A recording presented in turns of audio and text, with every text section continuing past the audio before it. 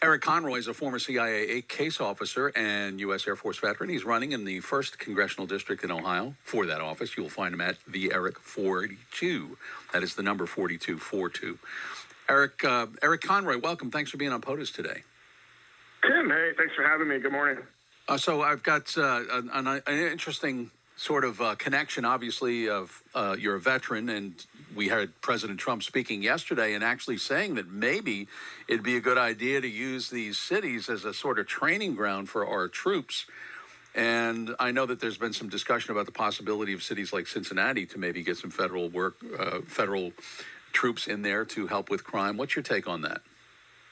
Well, listen, I think we do have a crime issue in this country, and that's undisputed. And I think the president is looking at some new ways, some unconventional ways to stop the crime epidemic in this country. And I think by using National Guard troops as an extra set of eyes and ears on the street is a good way to do it. And we've seen this actually in bigger cities around the country and around the world before. If you've gone to New York City anytime since 9/11, you've seen National Guard troops patrolling Grand Central Station, and you'll see similar guardsmen patrolling cities like Paris around the Eiffel Tower and main train station. So if the Democrats are not going to properly fund our law enforcement locally, then we need to find ways to still solve the issue. So this is one way to do it.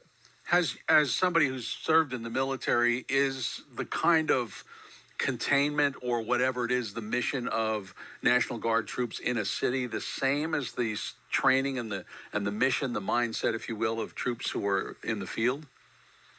Well, I haven't seen the exact quote by the president. It was kind of a busy media day yesterday, in case you might have caught it. But, what the president is trying to do is he's trying to stop the crime epidemic here in the country. And I think this is one way to do it in terms of using National Guard troops. And we've seen some bipartisan rave reviews in the decrease in crime here. So if my opponent or the other Democratic lawmakers are not going to solve the crime issue, then someone needs to try and do it. And that's what we're seeing. Did you by any chance happen to see or catch any of the coverage of yesterday's speech by Secretary of Defense Pete Hegseth and the president? I did, and I thought Secretary Hegseth's remarks were pretty positive, and I think we need a back-to-the-basics approach with the military and what we're doing. And I served over 14 years, both in the intelligence community and the Air Force, and I saw firsthand DEI policies really be a major distraction in those organizations where a lot of supervisors and commanders were more concerned with being seen as DEI friendly rather than picking the most qualified person to lead the mission. So I think this is yet another example of the president trying to really root out this woke epidemic, which is not only hurtful in normal civilian life, but also in military life. What about Secretary Hegseth talking about fitness? And I mean fitness in the sense of requiring at least twice a year PT testing for even generals. Yeah, I think this is terrific, right? Once again, this is another back to the basics approach by this administration. And we need to be fit, right? We've got adversaries all around the world, whether that's China, Russia, Iran, who are going to be very fit and have very high and tough standards. And we need to hold ourselves accountable to that as well. So once again, I think this is the president and the secretary getting a common approach and moving forward for the national security of this country. Once again, we are speaking with Eric Conroy. He is running for Congress in the 1st Congressional District in Ohio. I was noting on the idea of redistricting that the commission now has until October 31st to pass a bipartisan map.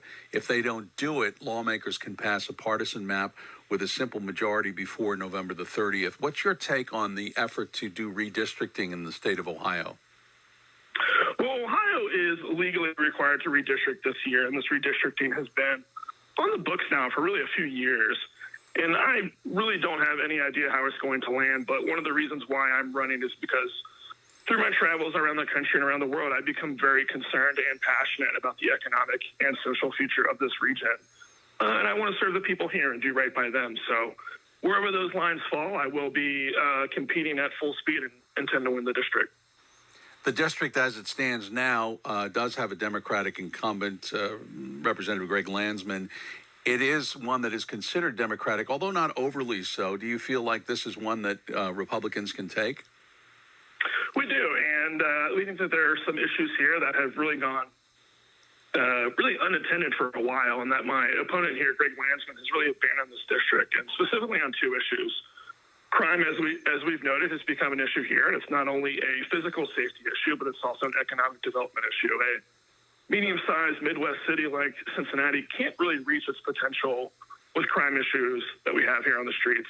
And then secondly, jobs, affordability, and the economy. These are really the kitchen table issues that have been really pushed aside by the far left to pander to woke ideology and other far left issues. So once again, this is a common sense approach, and I want to be a common sense representative for this area. On the economic issues, obviously it's October 1st. There are some new tariffs that are kicking in. Are you starting to feel the effects in your district or not? Well, I think these tariffs are yet again another way by the administration to really rebalance some of these trade relationships that have gone really unnegotiated for a couple of decades. And this is a way for us to rebalance those and start bringing jobs back to the U.S. And once again, for a Midwest economy here, this is a way to handle that. And it's also a great negotiating technique by the administration to renegotiate some of these, relationships abroad. What kind of support are you getting from D.C., for the National Republican, either the National Party or the Congressional Committee? We're getting a very positive reception, and this is, once again, in line with really trying to support the president's agenda and push it forward past the midterms. We've got a lot of contentious issues, whether it's the economy, crime, and others, that really need to be paid attention to over the next couple of years. And by securing victories at the midterms, this is a way to really push that agenda forward into the next decade. Well, I wish you the best of luck, and obviously the Cincinnati Reds need to do a little bit better if they are going to continue onward in the. I'm a Yankees fan, so I don't feel any better than you this morning, but I just figured it's been I'd a rough sports couple days here between our beloved Bengals and Reds. So we are licking our wounds early this morning and hoping for a better outcome tonight. All right. Good luck and be safe on the trail. Thank you for joining us on POTUS. Yep. Thank you so much. Eric Conroy, former CIA case officer, U.S. Air Force veteran. He's running in the 1st District in Ohio for Congress. You will find him at the Eric 42. That is the Eric and the numerals 42. Speaking of redistricting,